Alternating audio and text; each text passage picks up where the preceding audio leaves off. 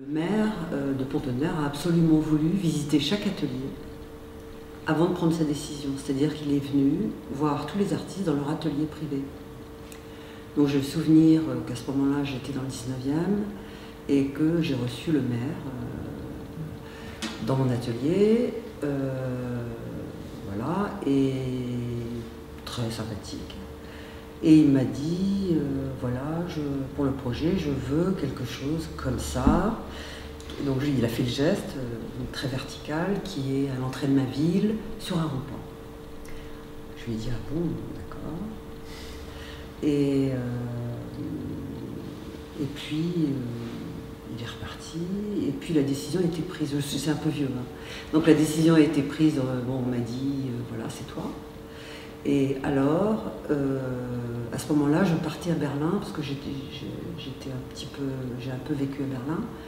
Et donc dans une autre atmosphère que Paris, justement avec...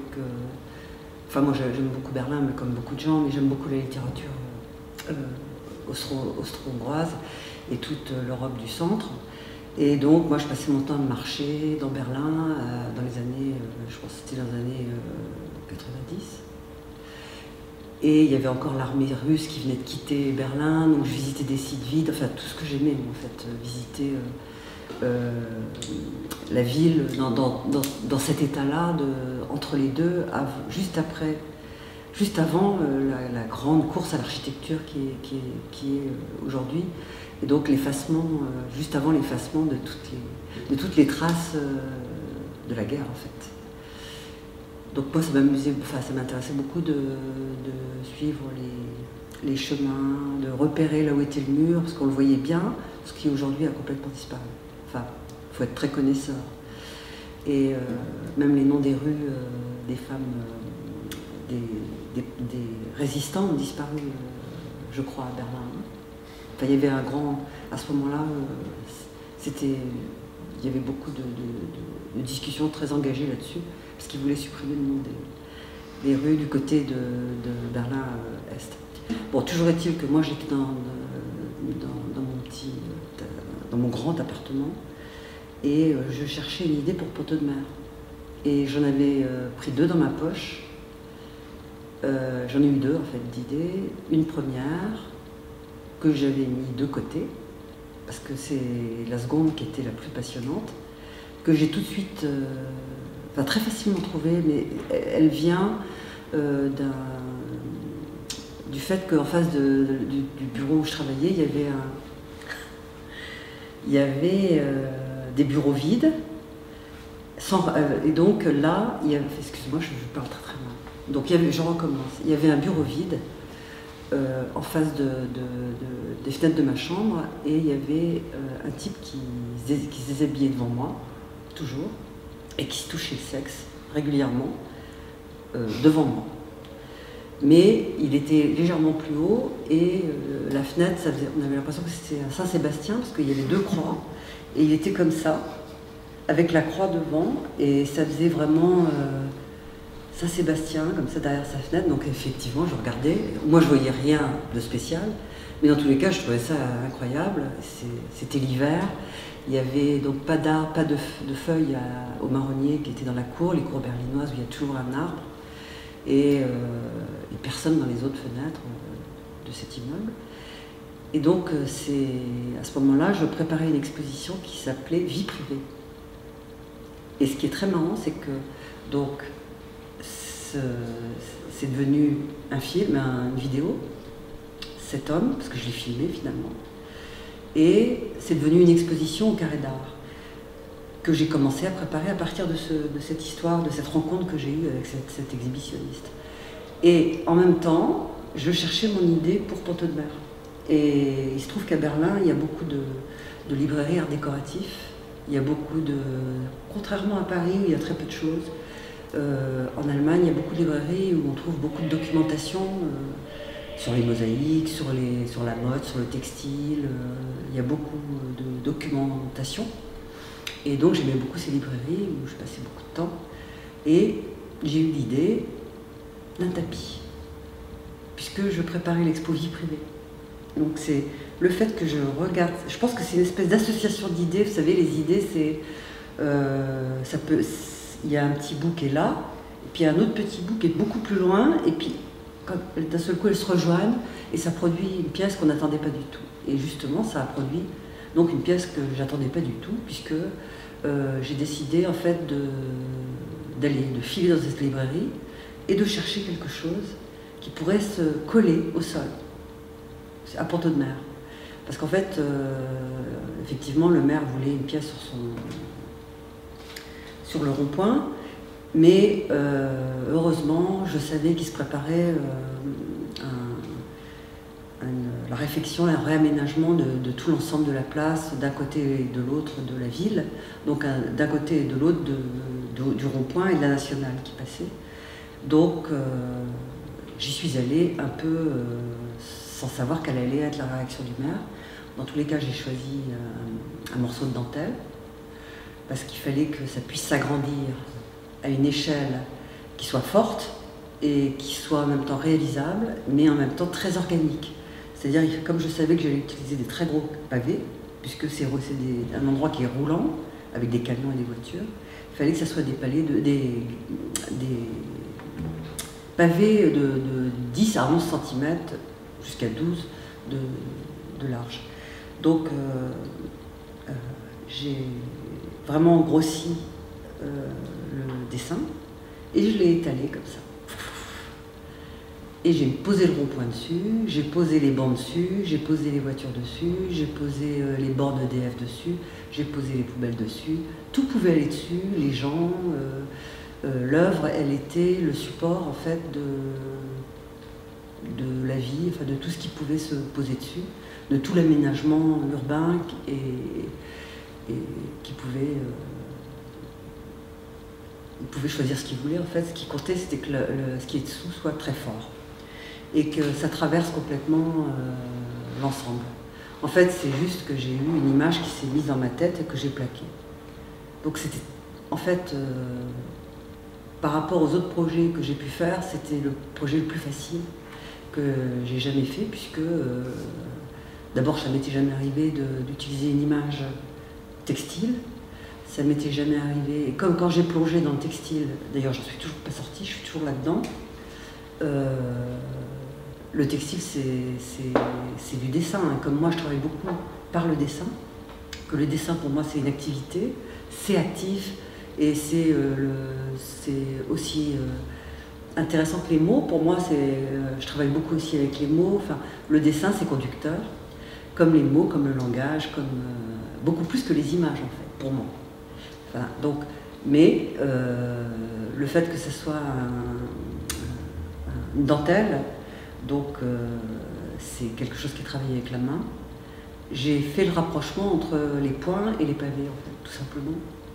Et donc c'était très facile. Ensuite, les points égale les pavés égale les pas. Parce qu'on pouvait suivre le dessin.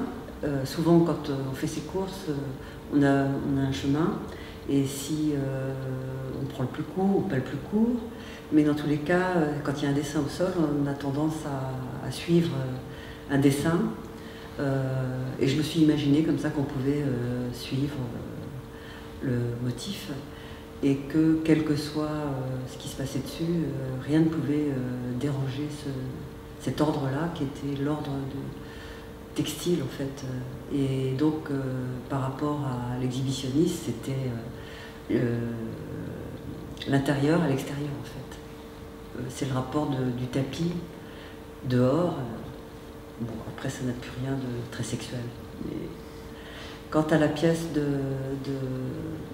d'Orléans, alors là c'est complètement différent, parce que là on a quelqu'un qui s'appelle Serge Lemoine, qui est excessivement précis, qui était même hallucinant.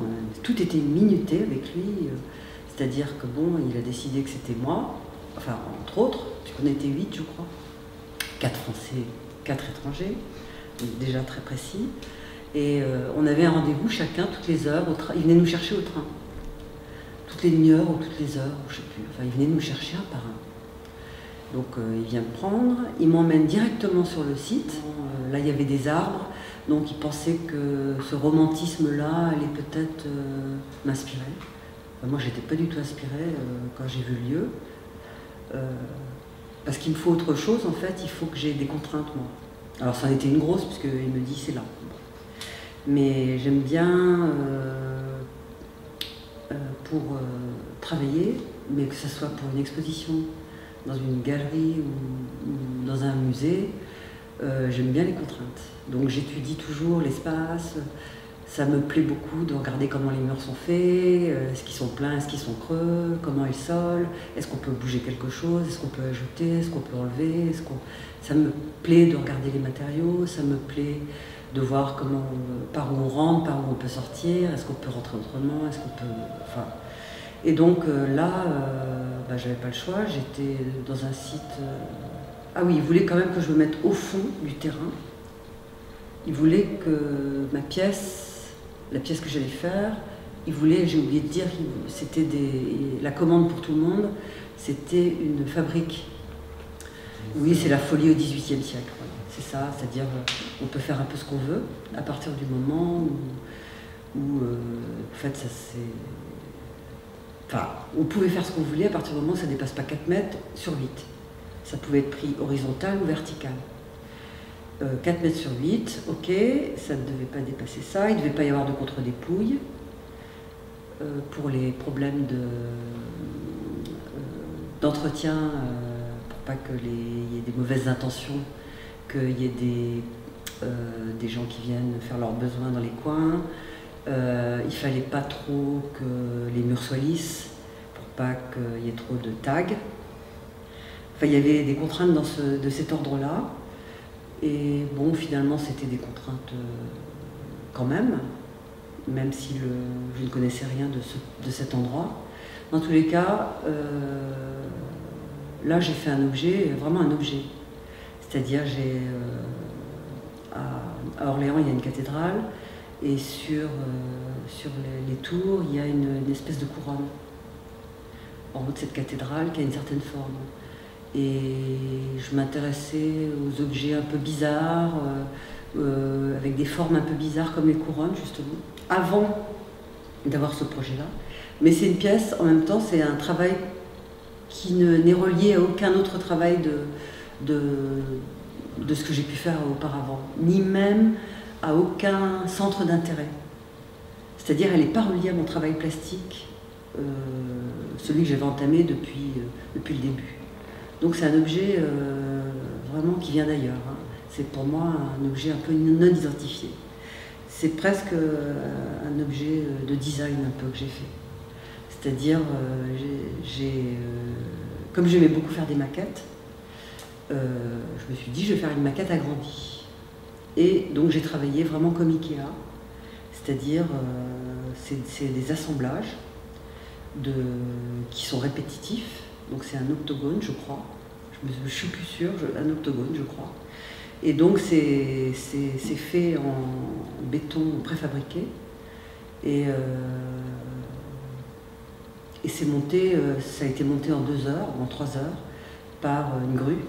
C'était vissé, boulonné, alors que c'est du béton moulé, du béton coulé, moulé blanc.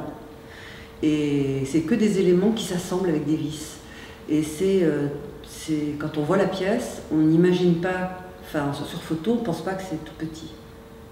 On a l'impression que c'est une grande tour, mais en fait c'est une maquette agrandie, c'est-à-dire la porte, elle doit faire, la petite porte, elle doit faire 45-50 cm de large.